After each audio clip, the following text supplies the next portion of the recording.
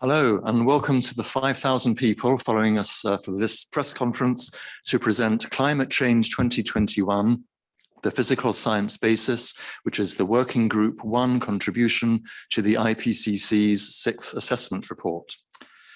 Today we have with us the heads of the IPCC's two parent organizations, Inger Andersen, Executive Director of the United Nations Environment Programme, UNEP, and Petteri Talas, Secretary General of the WMO, World Meteorological Organization. We also have the Chair of the IPCC, Wei-Sung Lee, the two co-chairs of Working Group 1, Valerie Masson-Delmotte and Panmal Jai, and the Secretary of the IPCC, Abdallah Moqsit. We also have several members of the Working Group 1 Bureau who are available for questions, and I'll introduce them later. We're going to start with brief opening remarks from our panelists, and then a presentation of the new report by the co-chairs, and then there'll be plenty of time for questions and answers. This press conference can be followed by the public. Registered media can ask questions. If you do, please include your name and your outlet. I'd now invite Abdallah to introduce the press conference. Abdallah? Thank you, Jonathan. I am pleased and proud to welcome you all to this virtual press conference.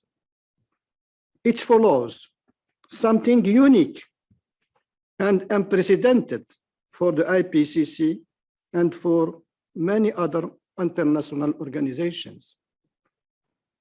We have just completed a virtual approval session. Virtual, session, but virtual approval session, it is the first one in the history. I want to highlight this. It is the first virtual approval session. Not only was it the first in IPCC history, it was also one of the few approval sessions that did not run into extra time. And probably with the largest participation of delegates. When we first realized over a year ago that the pandemic might force us to hold a virtual session, many said it was impossible. It was impossible. People raised concern about connectivity problems, as well as inclusivity, as well as transparency. In the IPCC Secretariat, we worked intensively with our Bureau and with the Working Group 1 Bureau in an exhaustive consultation with our member governments to find a format that would be consistent with the values and principles of the IPCC. IPCC should have a neutral and policy neutral outcome. And we succeeded. I am proud to say that we succeeded. We succeeded. Over 2 weeks, we worked calmly and efficiently without a technical hitch. No, zero technical hitch. This is something to flag. Whatever time was scheduled, a session was unsocial. Hours for someone, we had delegates and authors join in from UTC plus 13 hours, like in Samoa, to UTC minus 7 hours in the North American West Coast. Our participants clocked out 186 hours on a virtual platform during these 2 weeks. And they were working an average of 12.6 hours a day. I should not reveal that to you that what it said in closed IPCC meeting. But I can tell you that many delegates in their closing statements said that this was the most successful IPCC approval session they could remember. Just to have flagged that in this comparison, they include even the personnel the plenary in person. That means this virtual one was the best one compared to even other physical one. We had a record of attendance of 739 participants. And this is really a record. We never have in-person plenary that number of participants. And as you are about to hear, the result was one of the strongest and most significant report in the IPCC has produced. And this report for Working Group 1 is coming to fill the basket, the package of the 6th cycle, for which we are producing 8 reports, making this 6th cycle the most intense, the most rich in the IPCC history. Once again, it is a record. I would like to take this opportunity to thank the Working Group 1 co-chair, Valerie and Pan Mao. I want also to thank Bureau members, the 234 authors, and also the technical support unit team, the Working Group 1 as the others as well. And also, I want to thank very warmly my small secretariat, which is like a beehive, working non-stop. We have no time zone for IPCC secretariat. I want to like to thank Harmony, our parent organization. And also, yes, I want to thank our chair for his leadership through all this process. In this 6th cycle, we are making a story. So I want to thank all the one who contributed in background to this process. So with this word, I want to turn to Jonathan. Jonathan, you have the floor. Thank you, Abdallah. And we now have over 7,000 people following us on this press conference. And I'll invite Inga to make some opening remarks. Thank you very much. And let me just echo what Abdallah just said. A warm and sincere thanks to everyone who's been involved in this, to the IPCC, to the authors, and to everyone who has been involved in this latest climate alarm. Your work, based on science, is particularly appreciated given the disruption of COVID-19. You've been telling us for over 3 decades of the dangers of allowing the planet to warm. The world listened, but didn't hear. The world listened, but it did not act strongly enough. And as a result, climate change is a problem that is here now. Nobody's safe, and it's getting worse faster. We must treat climate change as an immediate threat, just as we must treat the connected crisis of nature and biodiversity loss and pollution and waste as immediate threats.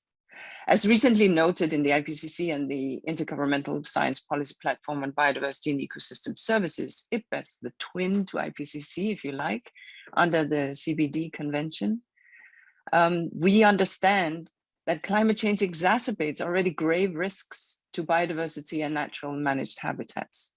Ecosystem degradation damages nature's ability to reduce the force of climate change. And as the IPCC Working Group 1 report reminds us, reducing greenhouse gases will not only slow climate change, but will improve air quality. It's all connected. It's time to get serious because every ton of CO2 emission adds to global warming. As the UNFCCC noted last week, 110 countries, just 110 out of 191 parties to the convention have submitted new or updated NDCs ahead of the next climate COP. Governments need to make their net zero plan an integral part of their Paris commitments. They must finance and support developing countries to adapt to climate change, as promised under the Paris Agreement. They must decarbonize faster. They must restore natural systems that draw down carbon, cut out methane and other greenhouse gases faster, get behind the Kigali Amendment to the Montreal Protocol to cut the climate impact of the cooling industry. And every business, every investor, and every citizen needs to play their part. We can't undo the mistakes of the past, but this generation of political and business leaders, this generation of conscious citizens can make things right. This generation can make the systemic changes that will stop the planet warming, help everyone adapt to the new conditions, and create a world of peace, prosperity, and equity. Climate change is here now, but we are also here now. And if we don't act, who will? Thank you. Thank you very much, Inga. And now I'd invite Petteri to take the floor. Thank you, Jonathan, and thanks for inviting me for this opening of this important session. WMO organized the first World Climate Conference already in 1979 to establish IPCC. The risk of climate change was caused by growing consumption of oil, coal, and natural gas was recognized by the meteorological community. IPCC has been working under WMO and UNEP since then, and WMO has been proud to host the IPCC Secretariat. Now we are publishing the physical science part of the sixth assessment report, which is summarizing the results published in peer-reviewed scientific literature during the last 8 years. I would like to thank hundreds of authors and reviewers of this massive report, and especially I would like to thank Valerie Masson-Delmotte and Panma Zai, who have been leading the work and have devoted several years of their career for IPCC. You will soon hear the main findings of this report. The key messages are still the same as in the first IPCC report, which was published already in 1988. Namely, climate change is already detected by using several measured physical parameters.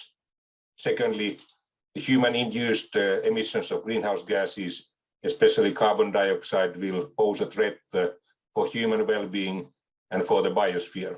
And thirdly, reduction of the emissions of greenhouse gases would be needed and recommended to minimize the risks of future climate change. The report published today echoes the same messages with much higher urgency.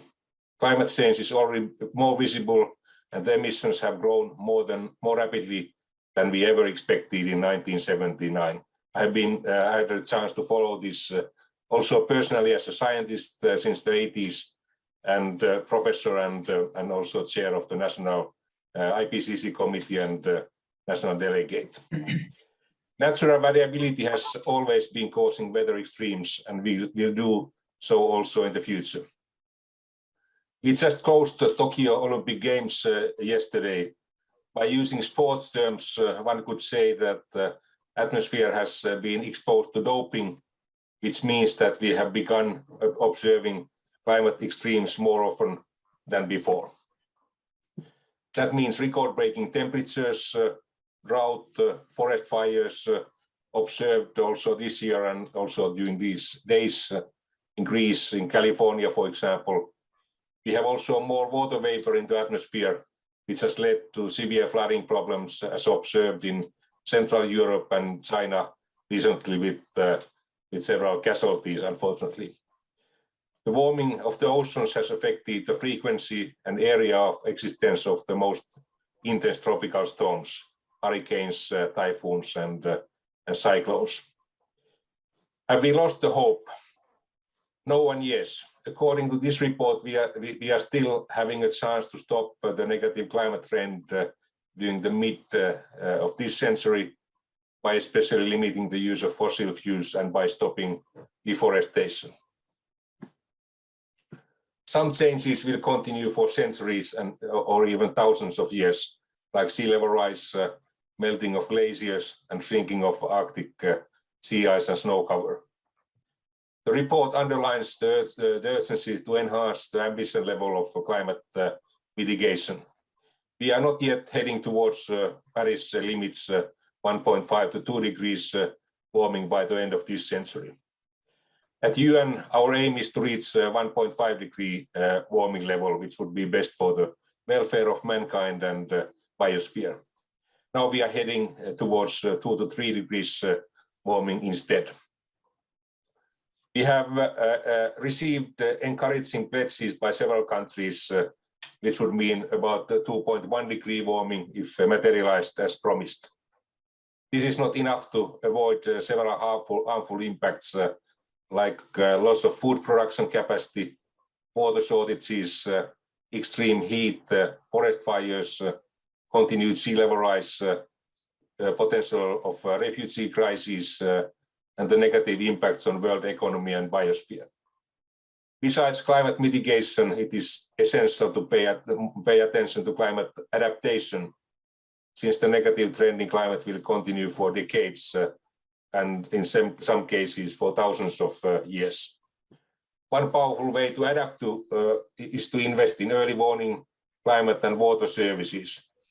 Only half of the 193 members of WMO have such services in place, which means more human and economic losses. We have also severe gaps in weather and hydrological observing networks, especially in Africa, some parts of Latin America, and in the Pacific and Caribbean island states, which has a major negative impact on the accuracy of weather forecasts in those areas, but also worldwide. The message of the IPCC report is crystal clear. We have to raise the ambition level of mitigation. The forthcoming COP26 meeting in Glasgow this November will be a critical milestone to combat climate change. By using sports terms again, we need the sport already during this decade, not just before the finish, as we do at the running competitions. Thank you. Thank you, Petteri. And I now invite Hui-Sung to introduce the report. Thank you, Jonathan. Firstly, I would like to recall that today is the International Day of the world's indigenous peoples. IPCC assessments draws on enormously and also to respect indigenous knowledge all over the world. We recognize that traditional agricultural practices can be resilient to climate and non-climate stressors, and indigenous knowledge systems and practices allow local people to adapt to many climatic changes. I would also like to inform you that this report is dedicated to the memory of Sir John Houghton, one of the key figures in the creation of the IPCC in 1988, who served as chair and co-chair of Working Group 1, and who died in April last year. And the Interactive Atlas, one of the innovative aspects of this report, is dedicated to the memory of Gemma Teresa Narisma, one of its coordinating lead authors, who sadly passed away in March this year. The report that we are presenting today is the result of an unprecedented effort by the IPCC community. On top of the intense efforts required for any IPCC report, we have faced the challenge of completing the assessment in a pandemic, which obliged us to shoulder not only extra work, but develop new ways of working to get the job done. This was an unprecedented effort, but we finished on time with greater participation than usual and have delivered strong, clear scientific assessment of climate change. Many thanks to the authors who took on this responsibility to deliver the report, and to the Working Group 1 Bureau, Technical Support Unit, and the IPCC Secretariat who made this possible. Let me also thank the government of France and China for their generous support of the TSU and of Spain for its support of the interactive atlas. And thanks to our member governments who provided us with necessary guidance so that we could hold a virtual approval session and then participated in the meeting in a spirit of cooperation and collegiality to approve the report. IPCC reports are for policymakers, and it is particularly rewarding to see the wealth of policy relevant information in this report. For instance, the regional focus and regional data that will support policymakers in their decisions. This focus on regional information with new chapters and the interactive atlas is one of the many innovative aspects of the report. Others include dedicated chapters on human influence on climate and on the interaction of a changing climate with extreme weather events. This report will serve as a timely new evidence base for negotiators at the COP26 negotiations starting in less than 3 months. It will be a valuable toolbox for negotiators as they consider the level of ambition at COP26 and together with the rest of the sixth assessment report as they prepare for the global stocktake. This report, Climate Change 2021, the physical science basis, expands our knowledge of attribution of climate change, including the human contribution to extreme weather events. And it provides us with an improved understanding of climate change, including warming, past, present, and future.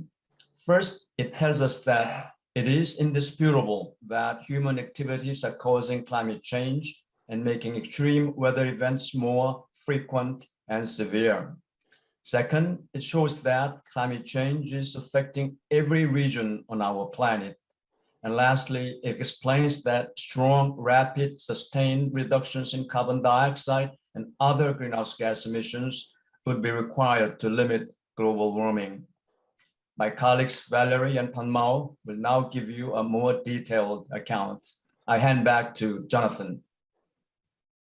Thank you very much, Hui-Sun. And I now invite Valerie and Pan-Mao to present the new report. Please bear with us for a few seconds while we switch the presentation.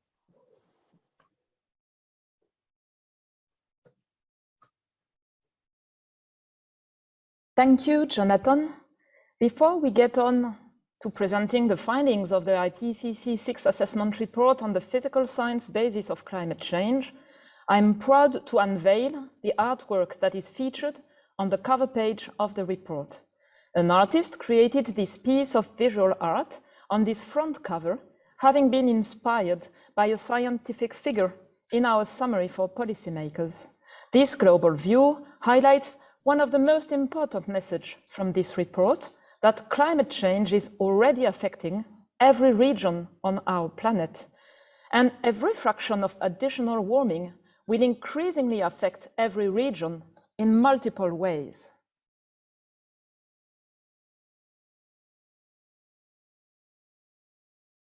The IPCC does not conduct new research itself.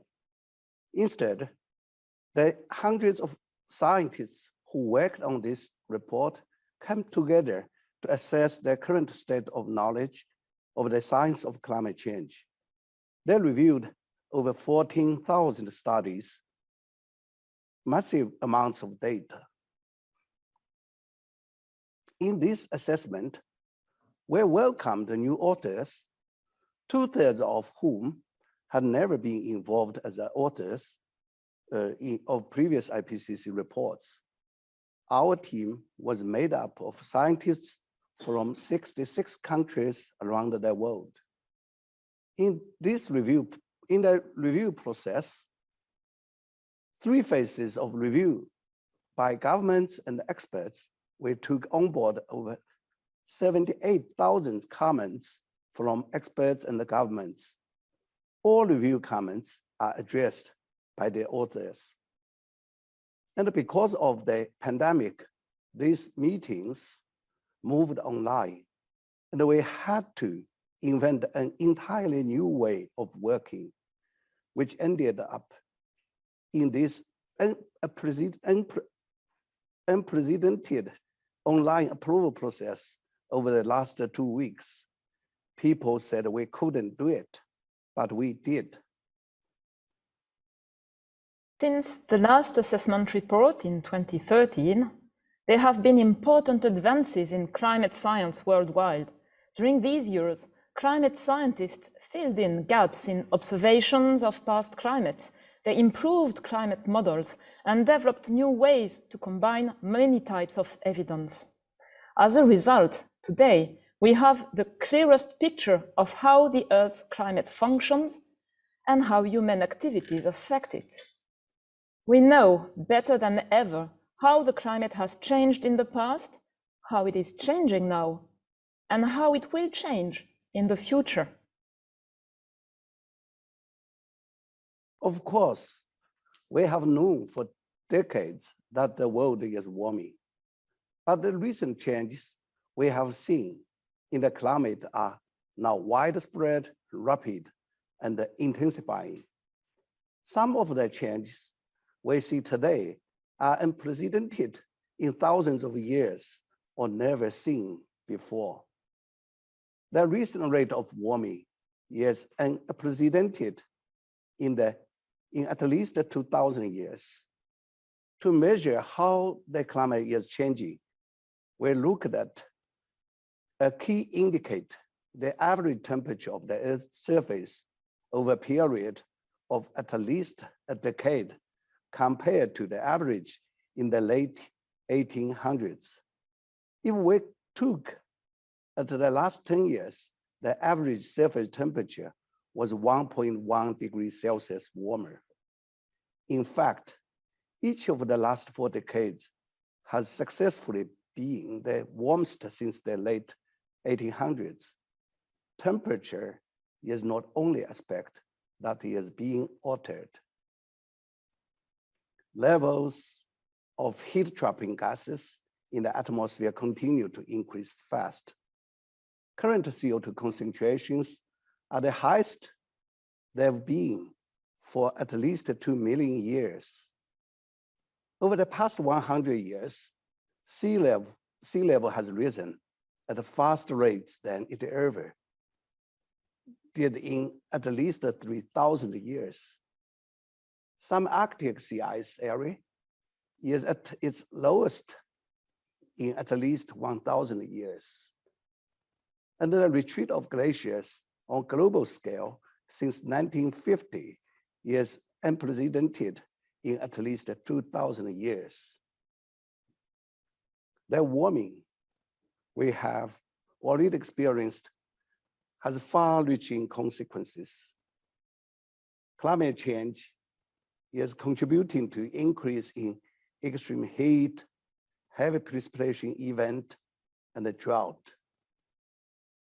Since 1950s, hot extremes, including heat waves over land and the marine heat wave, have become more frequent and more intense.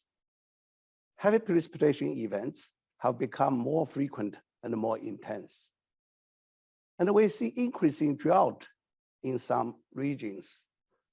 These consequences to heat, rainfall, and the drought touch our whole planet, not just people, but also plants and animals, both nature and agriculture. The growing season of plants has lengthened on average in large parts of the Northern Hemisphere. Fire weather, the combination of dry, hot, and windy conditions that is conducive to wildfire is becoming more frequent in many parts of the world. Multiple changes are taking place in ocean, which is warming, acidifying, and losing oxygen, affecting ocean life and the people who depend on it. There will be further warming in the coming decades. What is clear from this report is that unless there are immediate, strong, rapid, and large-scale reductions in greenhouse gas emissions, limiting global warming to 1.5 degrees Celsius will be beyond reach. The report shows that in the next 20 years, global warming, the average temperature at the Earth's surface over a period of 20 years, is expected to reach or exceed 1.5 degrees Celsius above the late 1800s. However, if we rapidly reduce greenhouse gas emissions, if we can reach global net zero CO2 emissions around 2050, it is extremely likely that we can keep global warming well below 2 degrees. If we do this, it is more likely than not that temperature would gradually decline to below or around 1.5 degrees Celsius by the end of the century, with a temporary overshoot of no more than 0.1 degrees Celsius. But if global greenhouse gas emissions remain around today's levels in the coming decades, we would reach 2 degrees of global warming by the middle of this century. With every additional amount of global warming, we will see greater changes in the climate. Every additional half degree of warming will cause increases in the intensity and frequency of hot extremes, heavy precipitation, and drought. At 2 degrees of global warming, heat extremes would more often reach critical tolerance thresholds for agriculture and human health. At a global scale, extreme daily rainfall events intensify by about 7% for each additional degree Celsius of global warming. As you see, future further changes depend on future human influence. Now, Panmau, let's go back to where we are today. It is disputable that human activities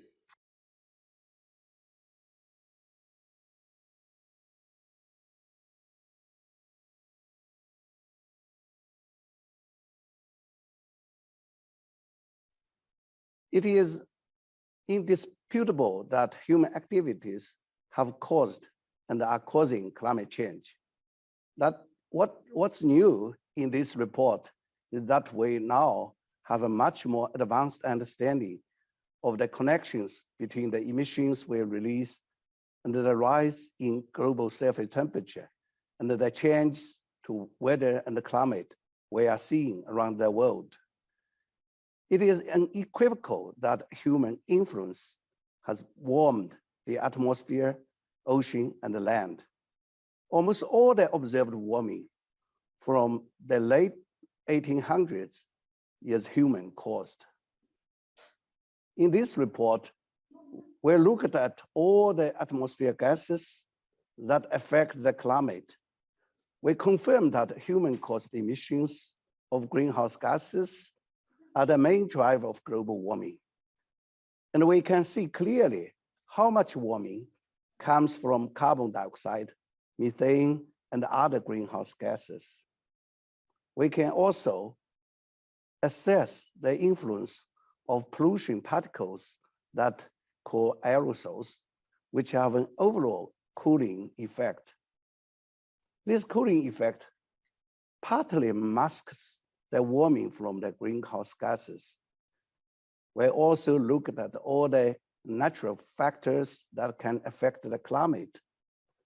We take into account how natural climate variability modulates human-caused changes at the regional scales with little effect on global warming at the central scale. Another major advance in our understanding of human emissions is how our emissions lead to specific changes in the climate, including extreme weather and climate events. We know today that human influence is already making extreme weather and climate events, including heat waves, heavy precipitation, and the droughts, more frequent and more severe. Hot extremes, including heat waves, have become more frequent and more intense since 1950s. And some recent hot extremes, in the last decade would have been extremely unlikely without human influence on the climate system. Furthermore, we know that human influence has been the main driver of ocean warming since 1970s, and that human-caused CO2 emissions are the main driver of ocean acidification. Human influence in contributing to reduced oxygen levels in the ocean observed since the mid-20th century. Human influence is also the main driver of change we see in the frozen areas of the planet, the cryosphere, driving the global retreat of glaciers since the 1990s, the 40% decrease in Arctic sea ice since 1979, and the decrease in spring snow cover since the 1950s. It is very likely that human influence contributed to surface melt of Greenland ice sheet in last 20 years. These advances in our understanding of how human activities are affecting the climate mean that today we can better estimate the change we may experience, both gradual trends and extremes, resulting from different amounts of emissions, different levels of warming, and across different regions. Climate change is already affecting every region on Earth in multiple ways. But climate change manifests differently depending on where in the world you are. There are different combinations of changes in every part of the world. In this report, we added more new information that is useful on a regional scale. This is an area of climate science that has rapidly advanced in the last 10 years. To reflect this and provide more information helpful to inform decisions related to risk management and adaptation, around a third of our report is dedicated to regional climate information. As a part of our focus on regional climate information, we also introduce a new concept of climatic impact drivers to help translate physical changes in climate, heat, cold, rain, drought, snow, wind, coastal flooding, and more into what they mean for the society and the ecosystems. We are not only looking at gradual temperature increases, but also at the specific conditions where heat goes over thresholds known to lead to severe consequences for people, agriculture, and wildlife. Many of the changes we assessed are related to the global water cycle. The water cycle means how water moves through the atmosphere, land, ocean, and the cryosphere. With warmer temperatures, the atmosphere can hold more water, and we see more and faster evaporation and heavier precipitation. The monsoon rainfalls, which are also important to so many peoples, are changing in a complex ways in response to the contrasting effects of both greenhouse gases and the pollution particles, which we call aerosols. With more global warming, the global water cycle will intensify. That means both heavy rainfall at the same time as we see intensifying drying seasons and droughts. With more global warming, average annual rainfall on land is expected to increase, but that rainfall is expected to become more variable within a season and from year to year. The interactive atlas launched today makes our global and regional climate information available to all. It includes observations of ongoing changes, the projections of future changes. And you can see the interactive atlas to make your own maps. You can use interactive atlas to make your own maps and analysis using the datasets we used in the report. You can use interactive atlas to find out what climate change means for where you live. Valerie, back to you. Thank you, Panmao. Moreover, many of the changes set in motion by human-caused climate change are slow processes. These long-lasting changes, for most part, affect the planet's frozen regions, the cryosphere, and the ocean. Changes in ice sheets, deep ocean temperature, and acidification will continue for centuries to thousands of years, meaning that they are irreversible in our lifetime and will continue for generations to come. In this report, we show that over the course of this century, global ocean temperature is projected to rise 2 to 8 times as much as it has increased since the early 1970s. The melting of the Greenland and Antarctic ice sheets will continue for thousands of years.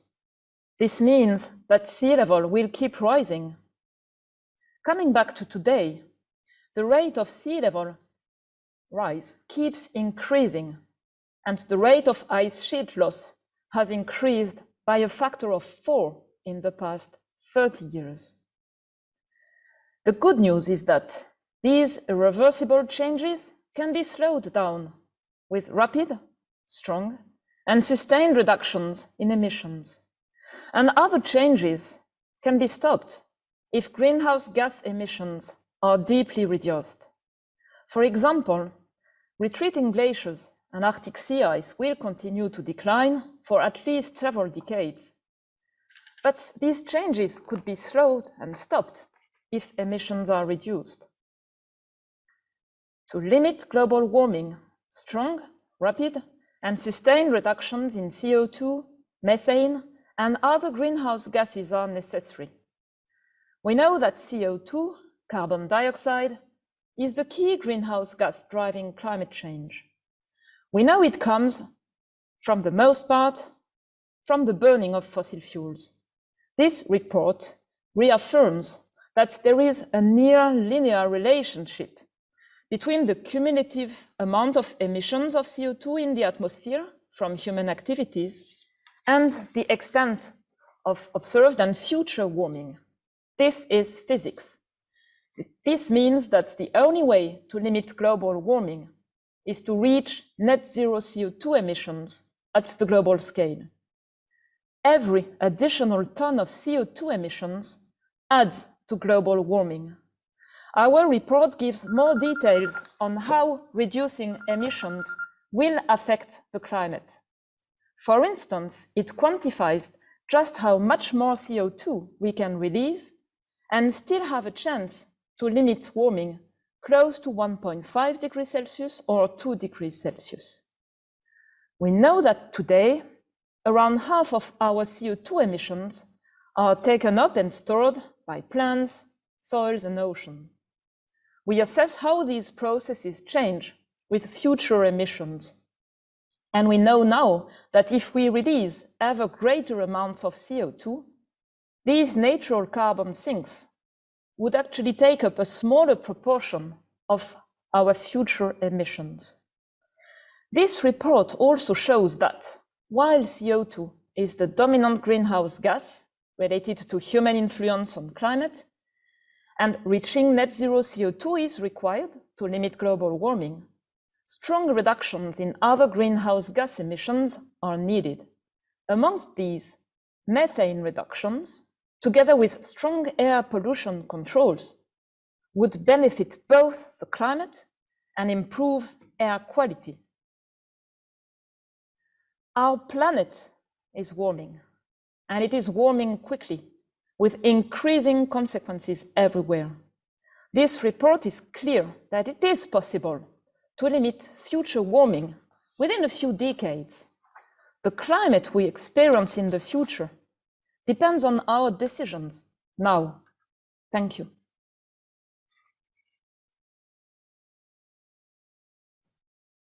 Thank you very much, Valerie and Panmal.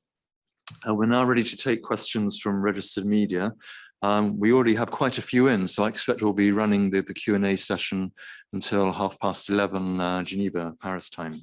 A reminder that media should include their name and outlet with any questions they submit. Besides the panelists who have already spoken, we have several members of the Working Group 1 Bureau who are available to respond to questions too. They are Jan Fuglesvet, Carolina Vera, Irfan Tariq, Fatima Driwesh, Edwin Aldrian, and Greg Flatto. So I'll go to the first question now, which is from Toshiya Kaba of the Tokyo Shimbun newspaper, who's asking about the effect of the coronavirus pandemic on climate change.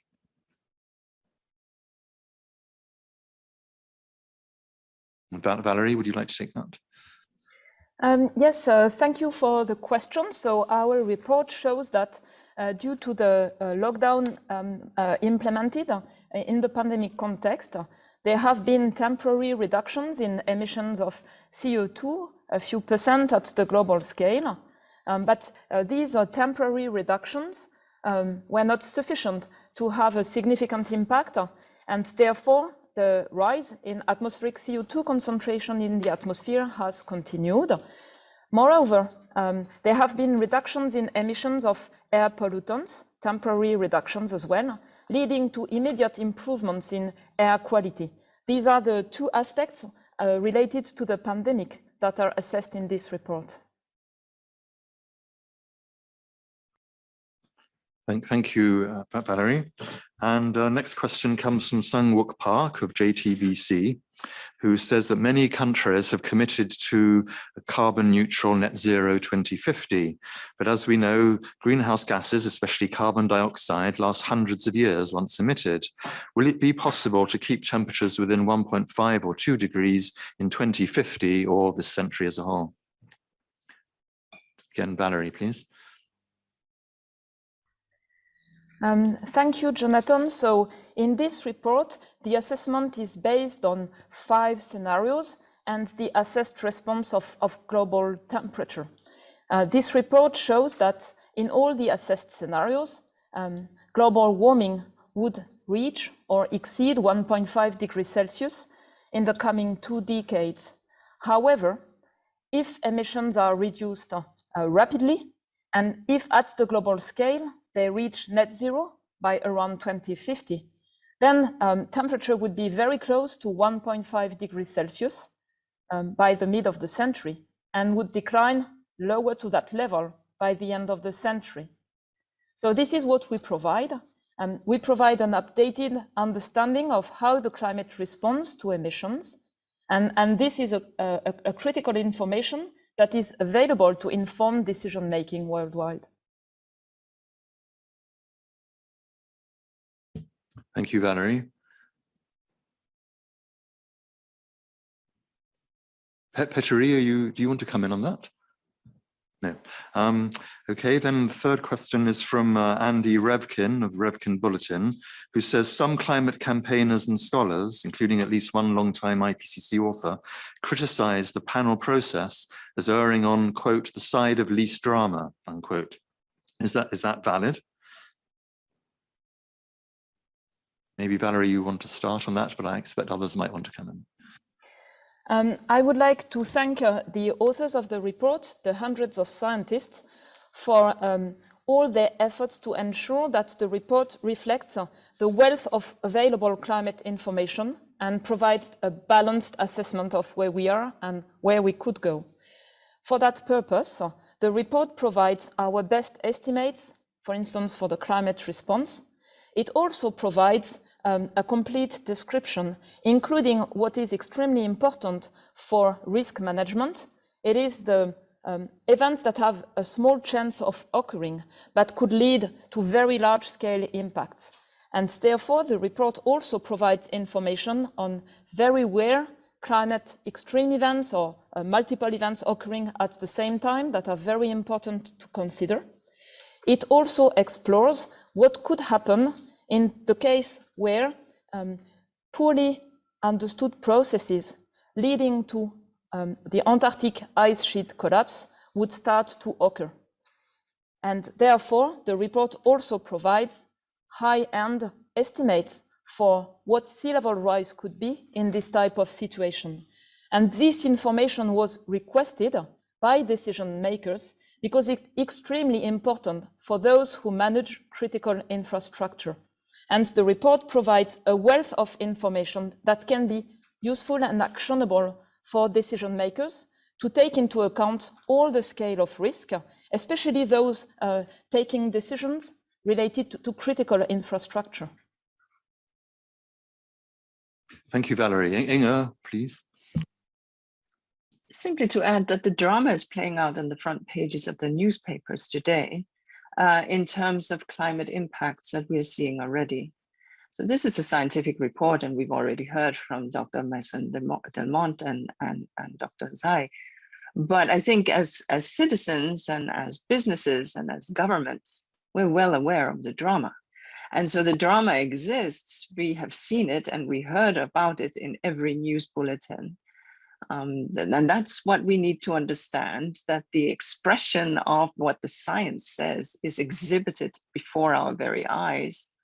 And of course, what this excellent report does is it projects these scenarios outward and tells us if we do not take action, what could be the potential outcomes? Or if we do take action, what will be a very good outcome? So the power is in our hands at this point. Thank you. Thank you. Petteri? Yeah, so I have been following this process since '88, and of course these findings of this report, they are not comfortable. And that's why it's important to pass these messages for decision makers and general public. And of course, we have the fact that sometimes media is speaking only those most negative things.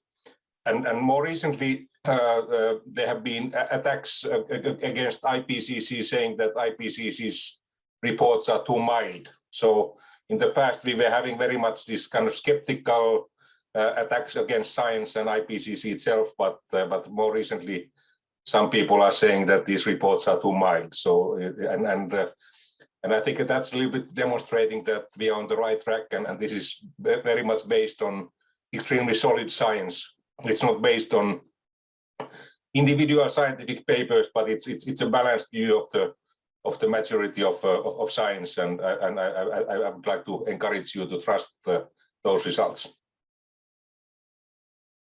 Thank you, Petteri. Carolina. Thank you. I would like to take the opportunity to also point it out a different aspect that the reports allows the society, we, to move away from that perfect perception that we are shifting from a sane zone to one where we experience dramatic changes everywhere overnight. The report clearly shows that we are living the consequences already of climate change everywhere, but furthermore, that we will experience further and concurrent and multiple changes that increase with every additional bit of warming. We should be prepared for that. Thank you. Thank you, Carolina. Okay, next question from John Cannon of Monga Bay. The authors say the ocean and land carbon sinks aren't likely to be as effective at slowing carbon dioxide accumulation. Is that just to do with the proportion of carbon they can pull out of the atmosphere, or might it be due to changes in oceans and tropical rainforests affecting how they take up carbon?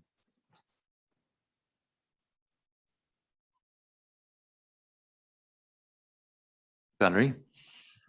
Thank you. So in this report, we explore the response of the ocean and land carbon sinks to the effects of different scenarios of human greenhouse gas emissions, especially the role of CO2. And a major finding is that today the ocean and land sinks give us a huge service by storing around 56% of the 40 billion tons CO2 we emit in the atmosphere every year.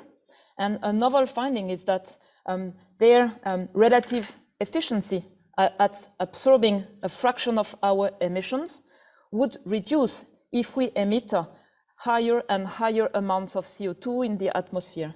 The report also looks at how they would react if we stabilize and reduce, get to net zero or net negative CO2 emissions. So this is taken into account in the assessment, for instance, of the remaining carbon budgets related to stabilizing warming at specific levels. Thank you. And a question from Holly Chick of the South China Morning Post. What role does China play in combating climate change as the world's largest greenhouse gas emitter? And yeah, that's the first question from her. Pan Mao, could you take that one, please? Thank you, Jonathan. And since IPCC is assessing, not in a position to assess climate change or actions for individual member countries, and way more focus on global and regional perspective. And for Working Group 1, we also more focus on physical science. However, in this assessment report, we paid much attention on the regional information. As I already reported, about 1/3 of information is for the regional one. So for the region of China, that's part of East Asia. East Asia, we see a lot of extreme events happening. The heat wave have increased and also project to continue in the future. And the daily precipitation extremes increased over the many parts of the region. And also we see intensifying and a strong influence of the tropical cyclones. And the drought has become more frequent and more severe in several parts of the area. And I think so a lot of regional information help us into this time to address the regional impacts. That's it. Thank you. Thank you, Pan Mao. And Inga, please. So, merely to add that the G20 countries bear a special responsibility. Together, they are nearly responsible for around 80% of all global emissions when we take out land-based sources, and accordingly, therefore, have a unique opportunity to really help in reducing CO2 and greenhouse gas emissions. This is based on UNEP's emissions gap report, which we issue every year around COP. And so simply to say that the G7 and the G20, and that includes in the latter, obviously China, but includes another 19 countries, bear a special responsibility. And we certainly urge them in their upcoming Heads of State Summit to live up to the facts that are on the table right now and to submit ambitious NDCs. Thank you. Thank you, Inga. Okay, a question from Kiyoshi Ando of Nikkei. It seems impossible to limit the temperature rise to below or equal to 1.5 degrees unless we follow scenario SSP 1.9. For many countries, that hurdle is too high, and this could make them just forget about the Paris Agreement. How could you avoid such risks?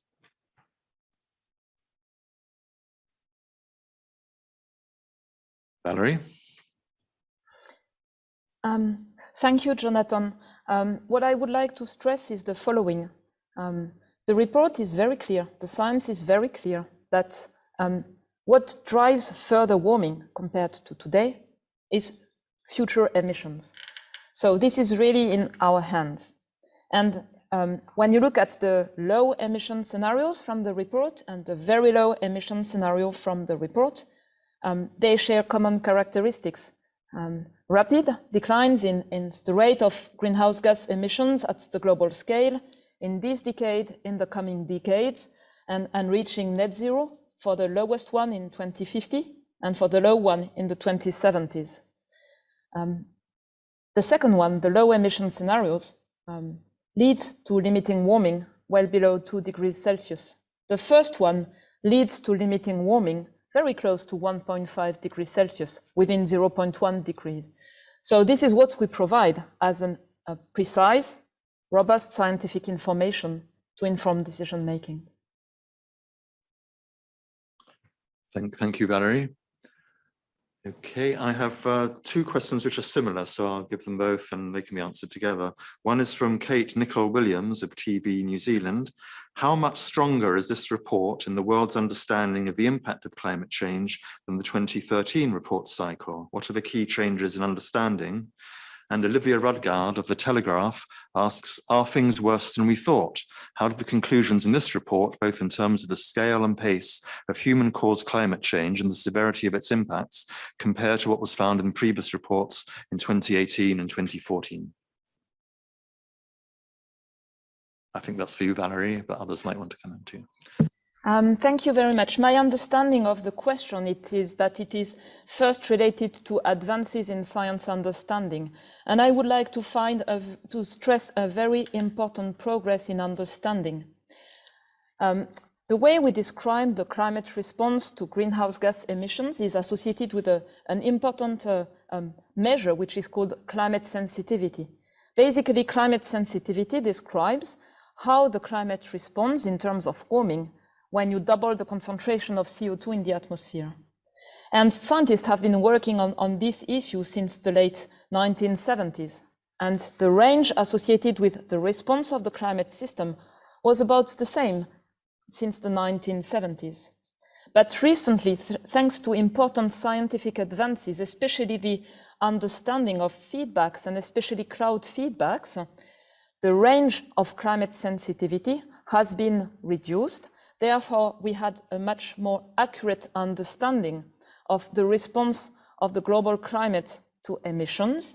And this is a major advance that is reflected in this report. It is one of the many examples, in fact, of scientific progress. You can find in our technical summary a 2-page summary of the major scientific advances compared to past IPCC reports. And regarding the second part of the question, we've known for a long time that with more emissions, climate would continue to change. And this report confirms with more robust findings that, for instance, a higher rate of greenhouse gas emissions leads to a higher rate of warming, and that this leads to an increase in the intensity and frequency of extremes.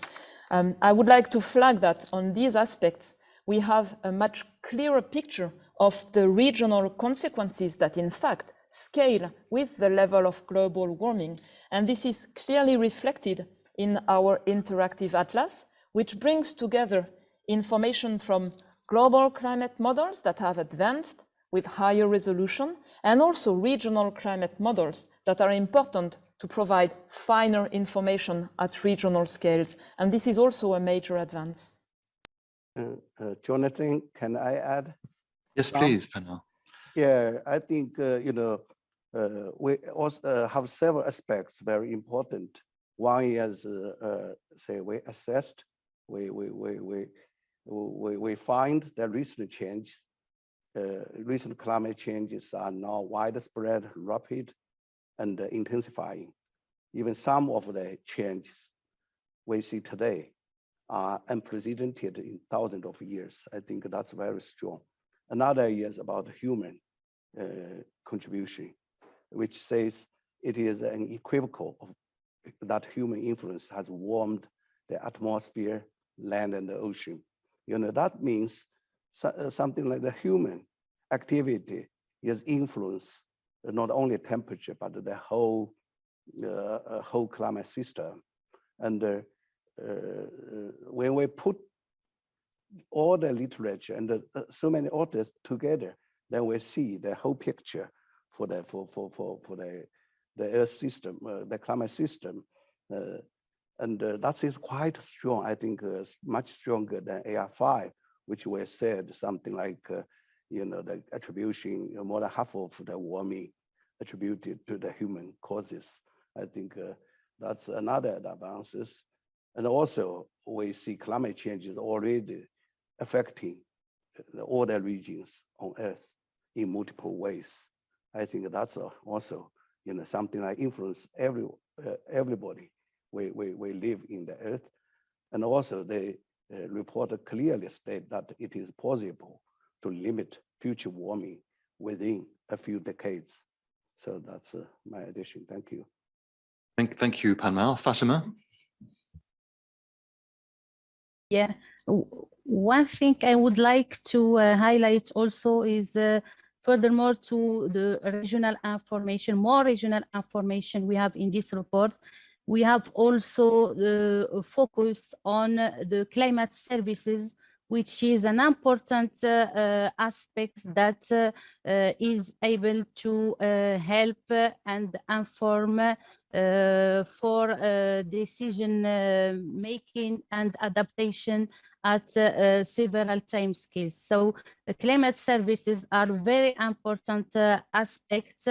They are able to, as I have said, to help for adaptation, for risk reduction, and even for evaluating the effect of mitigation on extremes and on weather and climate extremes. And I think this is an important aspect in this report. Thank you.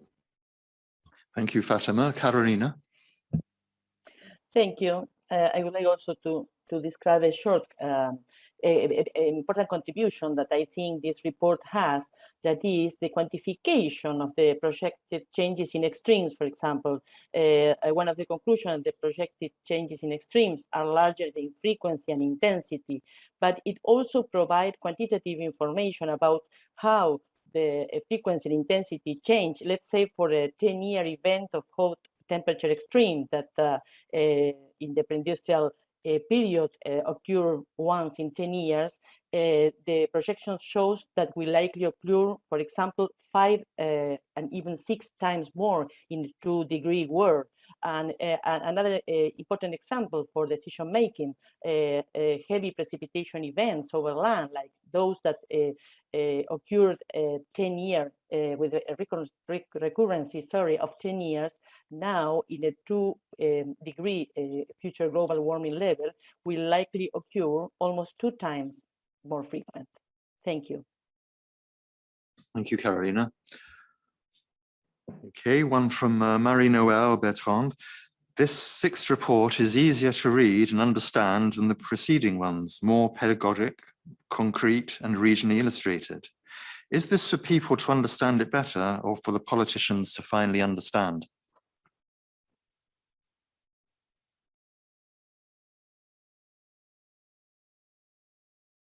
Valerie, yes.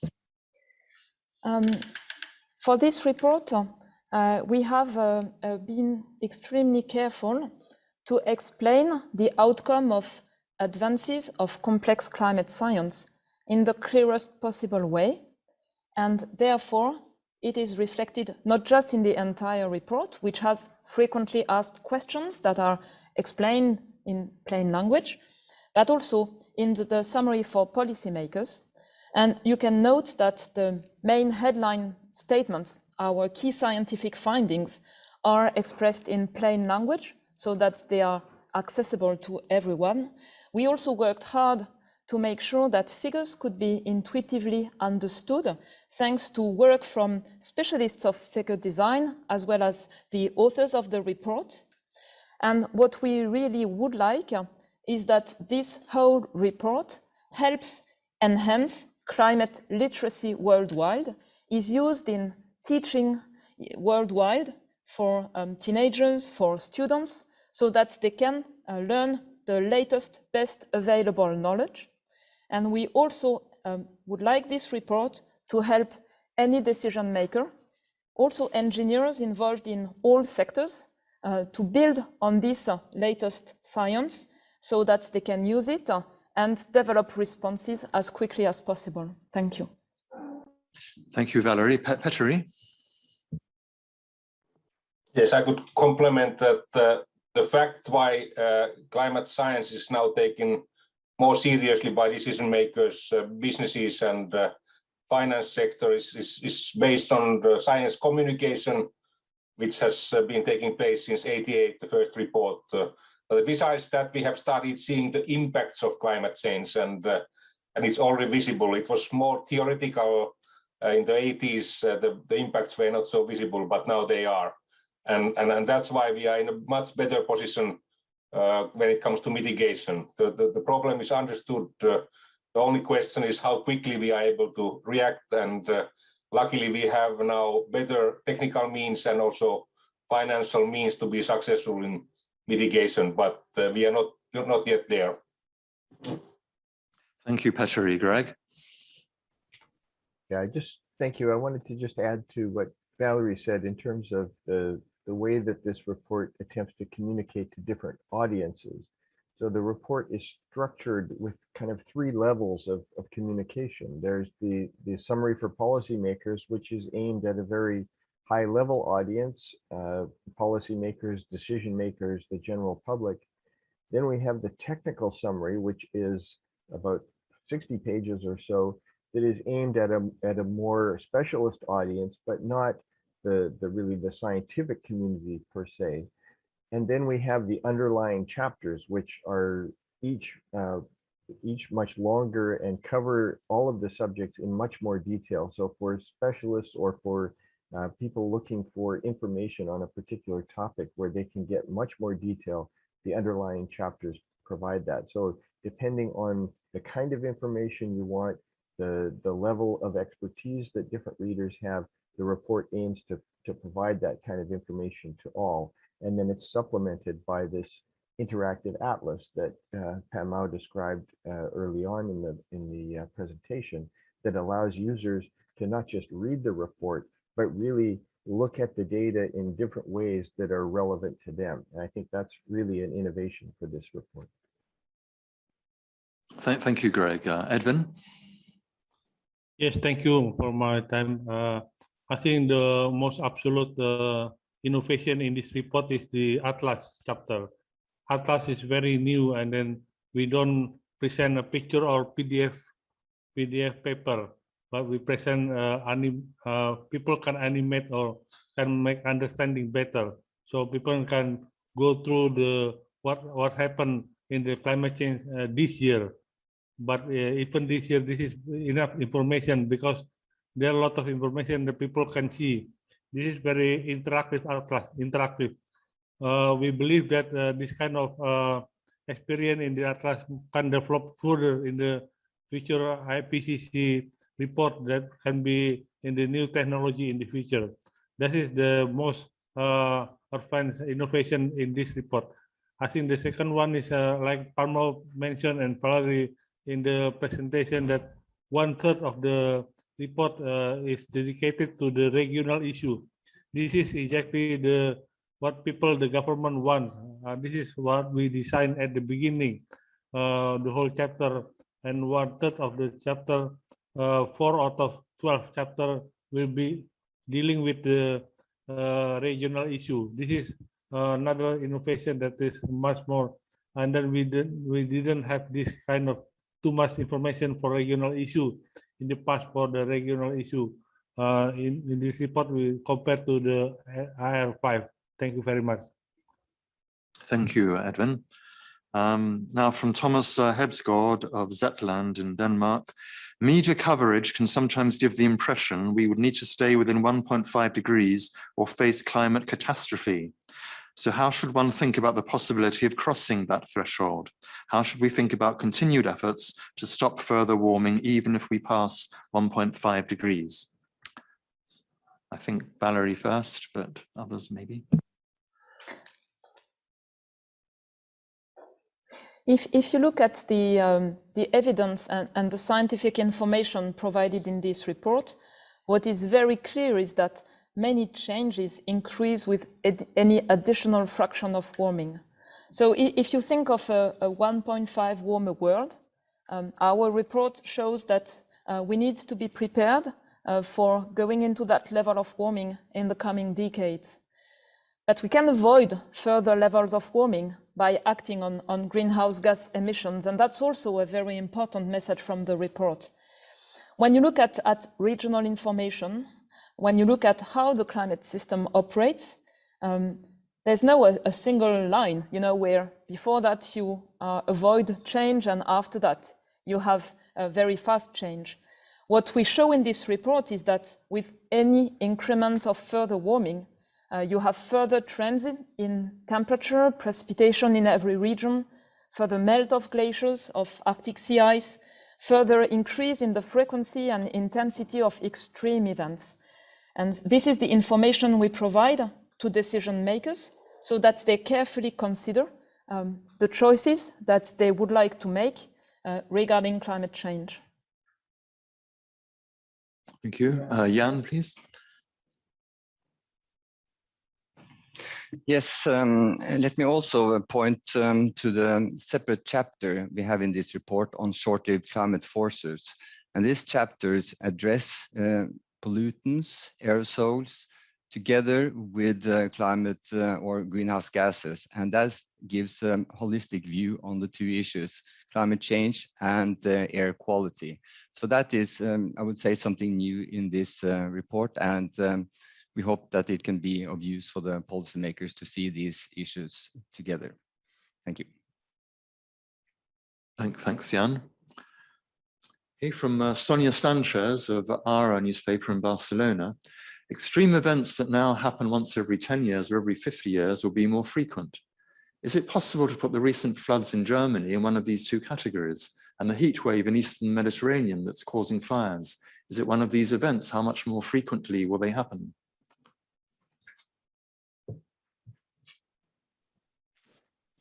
Jonathan? Yes, Pano. I can take first say, in our report, we clearly stated that human-induced climate change is already affecting many extreme weather and climate events.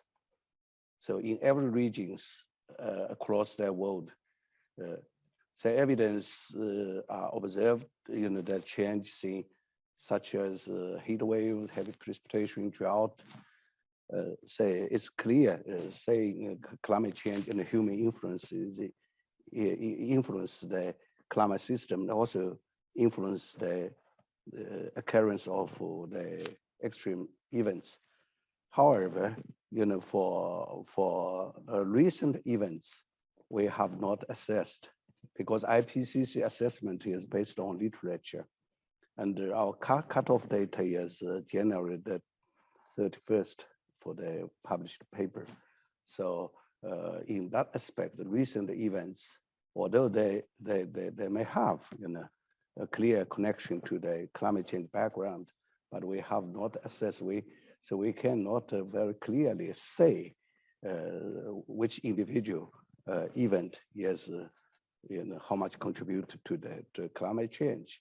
In our assessment report, we have another statement saying something, some recent hot extreme event, observed events, saying over the recent past, have seen extremely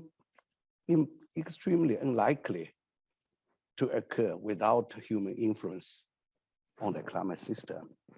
So that means we also not exclude human influence on the extreme event we have today, but we haven't assessed the recent events yet. I think maybe in AR7 we can look at further and make it more clearly. Thank you. Thank you, Pamela. Valerie? Yes, thank you, Jonathan. The report is very clear that with further warming in the coming years, we expect to see new extremes that are unprecedented in magnitude, frequency, timing, or in regions that have never encountered those types of extremes. And I think an important aspect that is shared by all the authors of this report, all the scientists, is that, for decision-making worldwide, many people just look backwards. What was the extreme event of the last 30 years, of the last 100 years? But in a changing climate, that is not sufficient. It's really important to take into account these new types of extremes, these intensified extremes that are going to happen in the coming years or decades. And let me finish by one example. With gradual sea level rise, the extreme sea level events that occurred in the past just once per century will occur more and more frequently in the future. For most coastal places worldwide, those that occurred only once per century in the past are expected to occur once to twice per 10 years by mid-century. And the information we provide in this report is extremely important to take this information into account and to prepare for these events. Thank you. Thank you, Valerie. Carolina? Thank you. I would like to complement saying that while it is difficult to identify the exact causes of a particular extreme event, there is relatively new science of event attribution that is increasing and is able to quantify the role of climate change, altering the probability and magnitude of some types of weather and climate extremes. It's also important to mention that the effect of climate change on extremes is regionally different, as local factors also play an important role. So we thus can only give specific statements on events that has been assessed. But nevertheless, as it was mentioned before, there is a strong evidence that characteristic of many individual extreme events have already changed because of human drive changes to the climate system. Thank you. Thank you, Carolina. Edwin? Yes, I encourage you to read our SPM report. There is a terminology, we call it low likelihood, high impact event. That is our terminology, low likelihood, high impact event. This is part of the SPM. We dealing and discuss very much about this, and we give some example of what kind of event this is, like low likelihood and high impact event. Thank you very much. Thank you, Edwin. Again, two related questions. One from Rhiannon Williams of Sky News. Is it your expectation that this report will make it easier for climate negotiators at COP26 to achieve consensus on ambitious targets and help nudge less ambitious countries into action? And Emma Farge of Reuters asks, is this year's COP26 the last chance to save us from warming? And what is the main message you hope policymakers attending will take from your report? Valerie first. Thank you very much. I just would like to stress that this report has been approved by delegates from all governments. It is thus a common reference body reflecting the best state of knowledge. It is available 3 months before COP26 to be considered by decision makers. I hope that the report helps everyone understand climate science, where we are, where we can go. And the scientists who have prepared the report will be available, and they have amazing skills, knowledge. They are from all regions of the world, and I would like to invite them to be considered as the best ambassadors for the report, to exchange with regional, national policymakers, so that this knowledge is shared and is used. And the scientists who have prepared the report will be also available to present it at COP26. Yeah, thank you, Valerie. Well, we still have dozens of questions. Oh, sorry, Inga wanted to come in there, sorry. Merely to say that, let me turn on my camera here. Merely to say that therefore, based on the science and based on the data that is now available, it behooves every political figure and every decision maker, be it in the company, be it in local government, in city government, or indeed in national government, to look at their climate actions, to look at their emissions reductions, to assess how they can be a contributor and to report that into the conversations that is going to be happening at COP26 for governments, obviously through the NDCs, but for others, including companies, to set up a science-based targets against which they can measure their own performance and to ensure that business as usual does not become the continuation. So COP26 is very critical. Obviously, the scientist does not tell the politicians what to do, but they provide the very basis for people to have an understanding.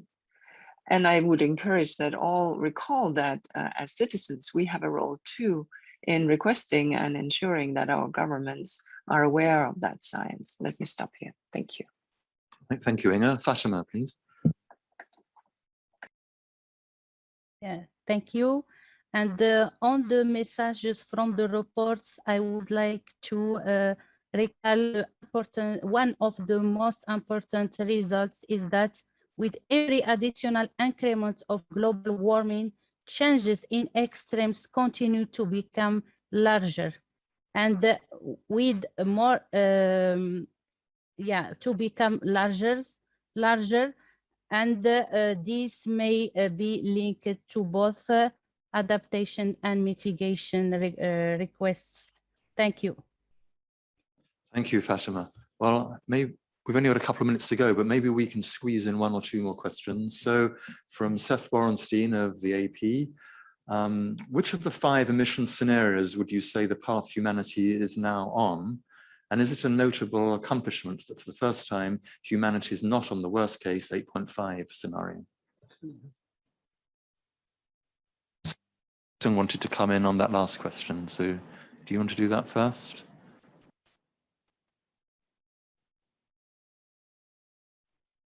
Wei Sung, would you like to come in on the last question or this one? Before you close the meeting, please give me the floor. Yeah, sure. So the question from Seth Borenstein of AP, which of the 5 emission scenarios would you say we are now on? And is it a great accomplishment for the first time we're not in the worst 8.5 scenario? Valerie?